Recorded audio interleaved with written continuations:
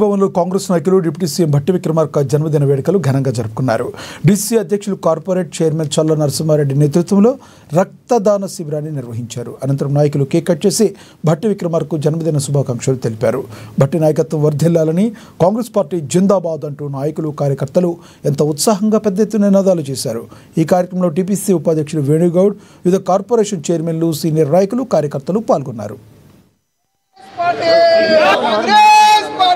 Mallu Bhatti Vikramarka deputy CM గారు జన్మదిన శుభ సందర్భంగా యావత్ తెలంగాణ రాష్ట్రంలో పూర్తిగా సంపూర్ణంగా వారి జీవిత ఆశయాలు, వారి జీవన గమ్యం ప్రజా పరిపాలన, ప్రజల మధ్యలో ఉంటూ వారు నిరంతరం రాజకీయాలలో బలహీన బడుగు వర్గాల ఆత్మగౌరవం పెంచే విధంగా తెలంగాణ రాష్ట్ర అభివృద్ధి సంక్షేమం కోసం ఆనాడు టీఆర్ఎస్ ప్రభుత్వంలో భారీ ఎత్తున 4000 కిలోమీటర్లు పాదయాత్ర చేసి వారు సుదీర్ఘంగా ఆ రోజు ఎండా సమయంలో ప్రతి వాడవాడ ప్రతి గుడిసెకెళ్ళి ఒక ఆత్మస్థైర్యం ఇచ్చి రేపు రాబోయే రోజుల్లో కాంగ్రెస్ ప్రభుత్వం వస్తే ప్రజల పక్షాన ఉంటూ ధరణి కానీ, ఇందిరమ్మ ఇండ్లు కానీ, ఉద్యోగాలు కానీ ప్రతి పేదవారికి జీవించే విధంగా తెలంగాణ ప్రభుత్వము సంకల్పము, రాహుల్ గాంధీ గారి ఆశయాలు నెరవేరుస్తామని చెప్పినారు.